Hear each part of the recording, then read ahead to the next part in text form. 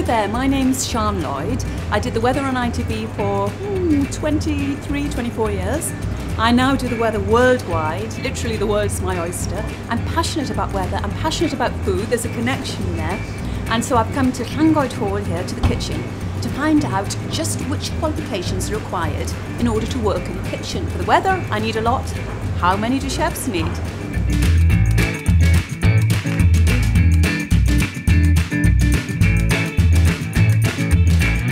Right then, so what we're going to do is we're just going to run through the fish dish. Really simple way of doing it for home as well.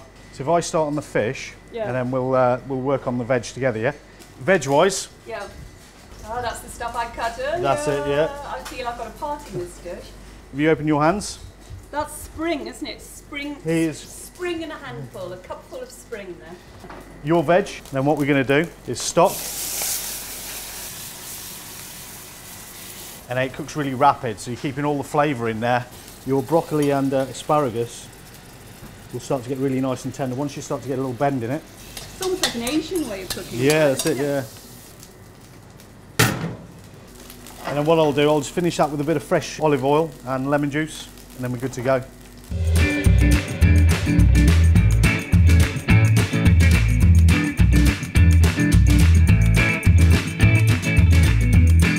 You know, before I start digging into that, I want to know about qualifications, because in my world, they're the be-all and end-all. But is it the same for you? No, it's totally different. I mean, a lot of chefs say qualifications are a no-no.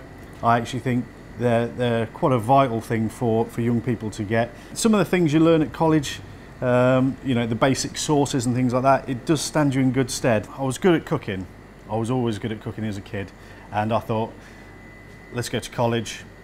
I did 3 years at college, and then I left there, and I knew rather than become it was a hotel management course I did, rather than do that, I thought I want to be a chef.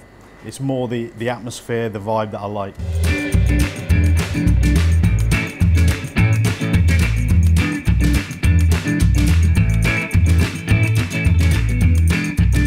As the owner, are vocational qualifications important to you? Fundamental, yes, absolutely. It's a cutting edge between someone that's already had a little bit of training and someone that's got no training.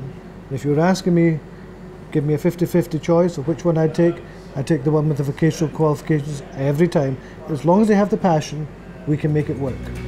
So as Mr. Llangoed Hall, your message to a student would be what? Get your vocational qualifications, write me a letter, drop your CV, I'll happily look at it.